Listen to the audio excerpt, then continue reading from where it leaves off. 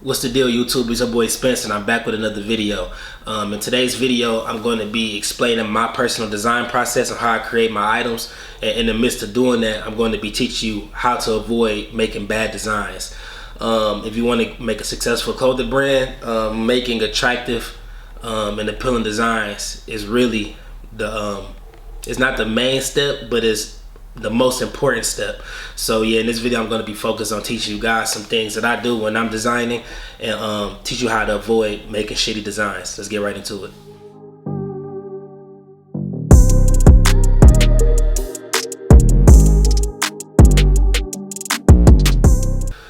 Alright, so the very first thing I want to touch on before I get into my design process is to avoid trends. Avoid all them fast fashion TikTok trends. Like, I go on TikTok, and since my algorithm is set up to where I'm just seeing a lot of different clothes and brands, I'm seeing a lot of nonsense and like a lot of repeated stuff, from puff print designs to, you know what I'm saying, y'all know the same type designs, and that's a huge mistake when designing clothes. Another thing that people do when they start making clothes is they all fall to like this chicken chaser type of brand. And it's nothing against it, because obviously it's like a motivating type of brand, but there's so many different ways that you can go about creating a brand that's motivating you to chase money or do anything of that sort. Like, it's a billion chicken chaser brands. So if you're watching this and you plan on doing so, me personally, I'm suggesting you to don't continue with the chicken chaser brand. So what my design process is, I truly don't have like a scheduled design schedule. I kind of just let things flow. So obviously I seek inspiration, and this where people fail on how to actually make attractive designs. They don't look into inspiration from things that they're actually interested in. For example, there's people, they wear like a Amiri and they wear like a Rude t-shirt, or they wear like a whole Amiri fit off some Balenciaga shoes, and then they go and make a t-shirt with a cartoon on it. Like, that's not even your style. So why would you try to go and make a brand with cartoons on it when that's not even something that you personally would wear? So that's where a lot of people go wrong. Like, design based on your likings. So if you are a fan of anime or Naruto and stuff like that, and you wear those type of clothes, then that's what you design for, because that's what you personally like. People go wrong because they go out of the things that they're like, so now they're not doing things naturally. And if you want to be successful in this business, a part of it is letting things happen naturally and doing things purely, and not just doing things trying to like just ride waves. You know what I'm saying? So definitely take the time to sit down and really just think like, okay, what am I interested in? Do I wear, I like Balenciaga, so let me try to design stuff that's not copy Balenciaga, but something that's similar within the same lane. So that way I know that if I'm going to get dressed in my closet, I can look at it like, damn, I'll wear this. You know what I'm saying? So for example, like this shirt that I have on, this is 100% something that I would wear even if I didn't make it. You know what I'm saying? This shirt could have said Rude, or it could have said Balenciaga, or it could have said Vetements. Like, it could have said anything, and I would have bought it and put it on. That's how I design my items. I design stuff based on how I would wear it.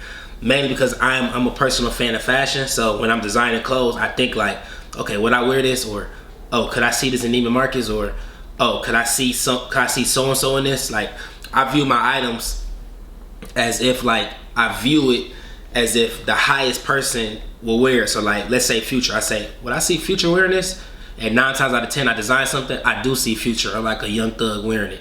A lot of people, they design things and it won't be like, first off, it won't be something that they will wear, and then they will try to dish it off the cosigns, and you can't get the cosigns because that's not even something they will wear. They're not going to wear a chicken chaser t-shirt or a get money by all means t-shirts. You see what I'm saying? You kind of see the what I'm talking about.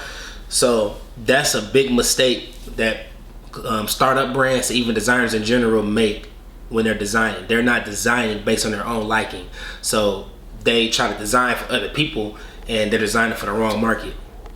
So with that being said, is when you're looking for inspiration, you don't have to look at different clothes. Like I look at a lot of archive pages, so like with different people wearing their outfits, I kind of design based off like people color palettes. Like even if I'm looking at, let's say, Little Baby Instagram page, I look at his color palettes. I kind of see how he playing proportions, like oversized shirt. This, okay, he wearing the blue shoes and they got a pinch of blue in the t-shirt, or okay, he don't wear a lot of graphic t-shirts. He wear a lot of logo based stuff. It's just small stuff that you have to pay attention to when designing.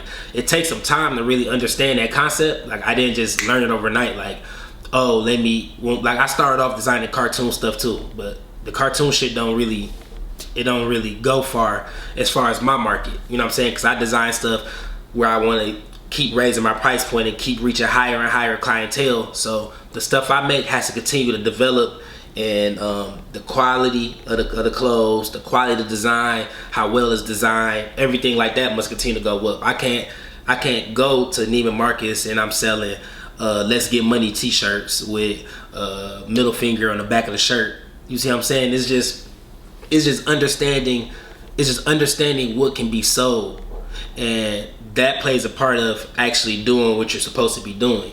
So I'm not trying to discourage anybody from, like if you want to make chicken chaser t-shirts or this type of items, then you can do that, but you have to market it right. But as far as a design process, that really doesn't take a lot of like thought behind it, because that's everybody first thought when they want to get into brand. They're like, let's make some money, let's try to make some clothes to motivate you to get money. So I would avoid that, and I would focus on mood boards. I personally I do mood boards, but I do mood boards differently. Like some people, they physically hang them up, or they print out stuff that they're interested in and hang them up. I don't do none of that. I kind of just like I look at archive page. I look at a bunch of different art, like just weird stuff.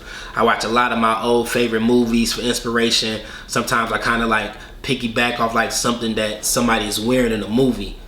Like that's just for me. Like you could find something that works best for you. Like you could look through magazines to find inspiration.